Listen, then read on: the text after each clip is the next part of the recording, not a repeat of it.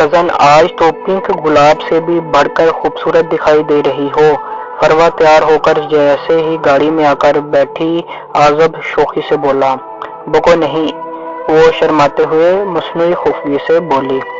वाकई आपी आजी भैया सच कह रहे हैं, इस पिंक कलर के सूट में आप सचमुच बहुत प्यारी लग रही हैं।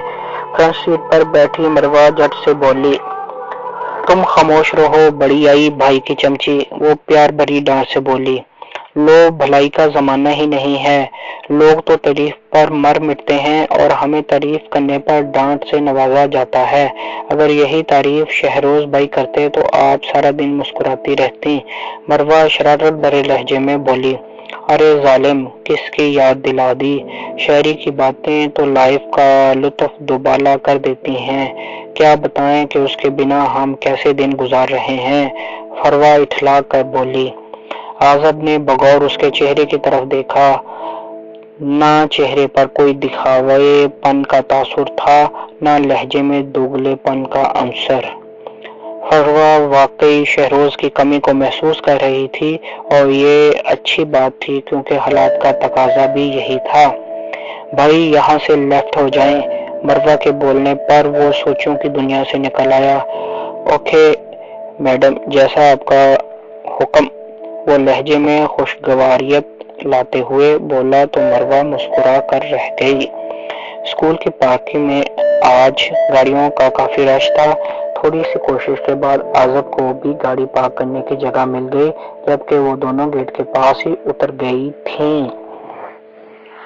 आपी मैं जरा अपने क्लासरूम में जा रही हूँ, मेरी फ्रेंड्स मेरा वहाँ इंतजार कर रही होंगी।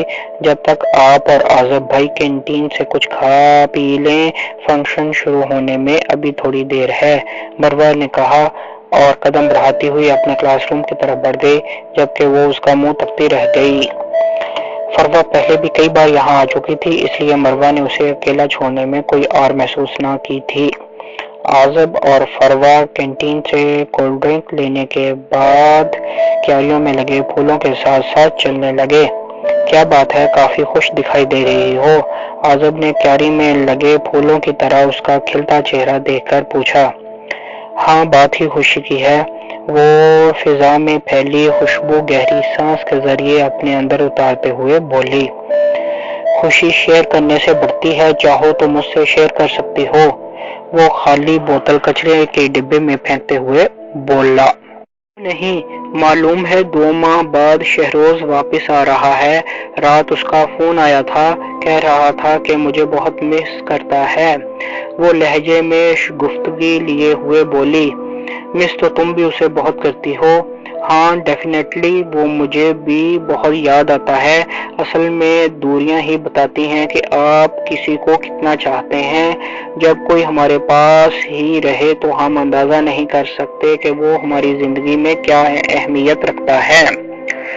कुछ लोगों को अंदाजा हो जाता है। वो बस सोचकर रह गया। इसका मतलब है तुम्हें उससे मोहब्बत हो गई है, वो अपनी सोच के मुतजाद बोला। हाँ भी और नहीं भी, वो तजज्जुब के आलम में बोली। ये क्या बात हुई? बस मैं नहीं जानती, मोहब्बत तो होती है या फिर नहीं होती, जबकि तुम अभी भी हाँ और ना के बीच खड़ी हो। वो हैरान होते हुए बोला। हाँ तुम ठीक कहते हो, मुझे ये मान लेना चाहिए कि शेरी बिना मैं नहीं रह सकती। उसकी दूरी ने मुझे ये बावर करा दिया है कि मेरी जिंदगी में उसकी क्या अहमियत है। मैं बस इसलिए उससे कतराती रही कि वो दादी अम्मा का बहुत लाडला है। इससे पहले कि फरवा मजीद कुछ कहती, मरवा उन्हें पुकारती हुई उनके पास आ गई। चले आ जाएं, तकरीब शुरू होने वाली है, मरवा ने कहा तो वो दोनों अपनी बातें अधूरी छोड़कर उसके साथ हो लिए। वाह क्या ब्यूटीफुल कपल है। लोग गैलरी से गुजर रहे थे। मरवा उन दोनों से चंद कदम आगे चल रही थी जब एक शौक सी लड़की ने आजब और फरवा को एक साथ जाते देखकर कहा। मरवा लड़की की बात सुनकर हंस पड़ी, जबकि वो दोनों झेप से गए। تقریب کافی اچھی اور پررونق تھی۔ مروہ آزب کے ہاتھوں اپنا انعام ملنے پر بہت خوش تھی۔ اسی خوشی کے عالم میں اس نے اپنی تمام فرینڈ سے آزب کو بطور اپنے بھائی کے ملوایا۔ پھر تھوڑی دیر اور رکنے کے بعد وہ وہاں سے چل دیے۔ راستے میں آزب نے مروہ کے کہنے پر گاڑی ایک اعلیٰ سے ریسٹورنٹ کی جانب موڑ دی۔ کیا کھاؤ گی؟ آزب نے ویٹر کے آنے پر مروہ سے پوچھا۔ آئی تھنک چائنیز ہو جائے، مروہ نے مینیو دیکھتے ہوئے کہا۔ نو چائنیز، کچھ ہلکا پھلکا ہو جائے تو بہتر ہے، مروہ نے اپنی رائے مسلط کی۔ نہیں، چائنیز ہی چلے گا، مروہ ضدی لہجے میں بولی۔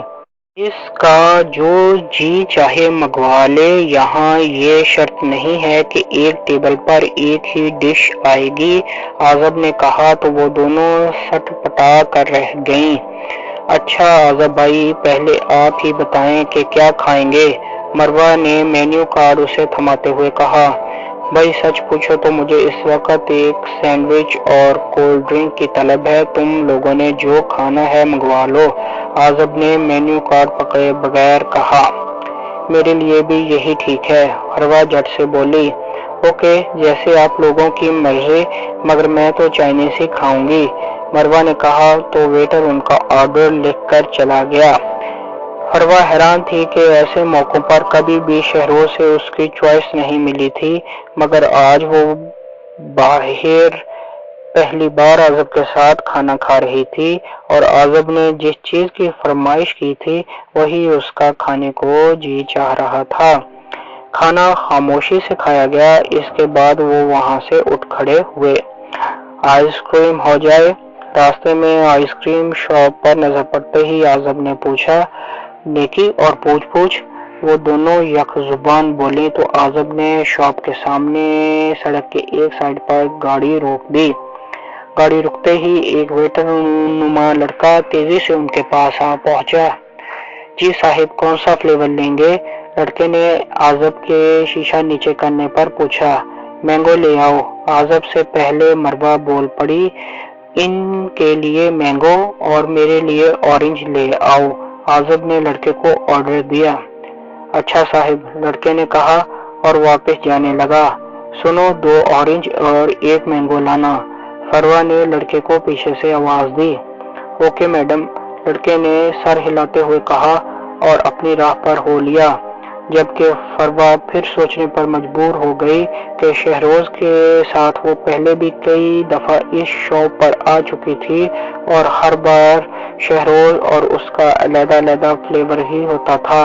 شہروز کو اسٹرابیری فلیور بہت پسند تھا اور اسے اورنج۔ پھر جلد ہی اس نے سر جھٹک کر ان سوچوں سے اپنا پیچھا چھڑا لیا۔ تمہیں تمہاری بھابھی یعنی ہماری بیگم صاحبہ یاد فرما رہی تھیں، کہہ رہی تھیں کہ کافی دن ہوئے آزب سے ملے ہوئے، آج کل میں اسے گھر ڈنر پر تو انوائٹ کرو۔ ٹی بریک کے دوران احمد نے اس سے کہا۔ 1-2 روز میں لائبہ بھابھی کا یہ شکوہ بھی دور کر دوں گا، وہ تھکے تھکے سے لہجے میں بولا۔ سب ٹھیک تو ہے؟ مجھے کافی ڈسٹرب لگ رہے ہو، احمد نے پوچھا مگر لہجہ پریشانی لیے ہوئے تھا۔ کافی عرصہ سے چاہ رہا ہوں کہ کسی سے اپنی پرابلم ڈسکس کروں، بوجھ ہے کہ دل پر بڑھتا ہی جا رہا ہے اور اسے بانٹنے والا کوئی نہیں ہے، آزب نے کہا تو احمد تڑپ کر رہ گیا اور بولا۔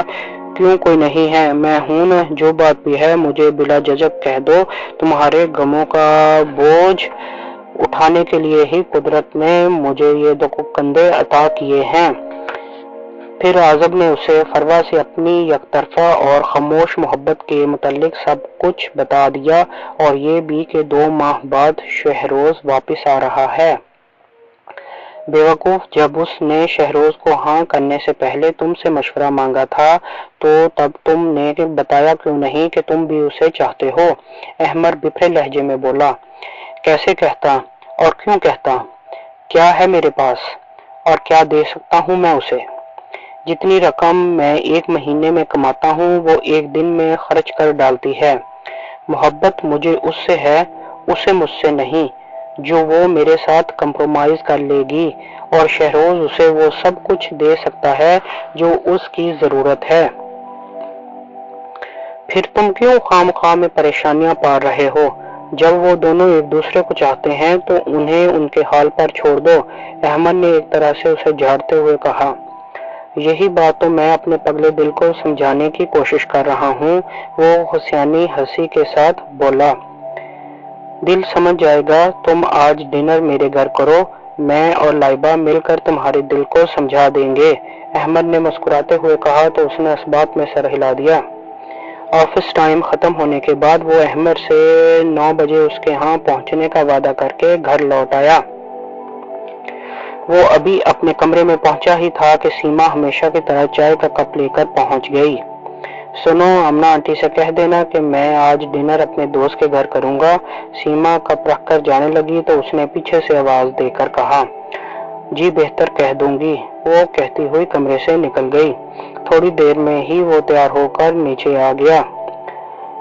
بجے تو ابھی 8 ہی تھے، مگر احمد کا گھر وہاں سے کافی دور تھا اور اسے جانا بھی رکشے پر تھا، کیونکہ اس نے اپنی ذاتی ضرورت کے لیے آج تک کبھی بھی کوٹھی میں کھڑی گاڑیاں استعمال نہیں کی تھیں۔ فضلو چاچا، اماں سے کہہ دیجیے گا کہ آج میں ان کے ہاتھ پاؤں نہیں دبا پاؤں گا، اس نے بیرونی گیٹ سے آتے فضلو چاچا سے کہا۔ ٹھیک ہے بیٹے، کہہ دیتا ہوں، فضلو چاچا اماں کے کمرے کی طرف بڑھتے ہوئے بولے۔ کہاں جانے کا ارادہ ہے اکیلے اکیلے؟ لان میں ٹہلتی فروا نے اسے باہر جاتے دیکھ کر پوچھا۔ احمد کے ہاں ڈنر پر جا رہا ہوں۔ تو گاڑی لے جاؤ، کیوں خود کو ان آسائشوں سے دور رکھ رہے ہو؟ فروا نے افسوس سے کہا۔ بدن کی تھکان تو انسان برداشت کر لیتا ہے، مگر دل جلانے والی باتیں برداشت نہیں ہوتی۔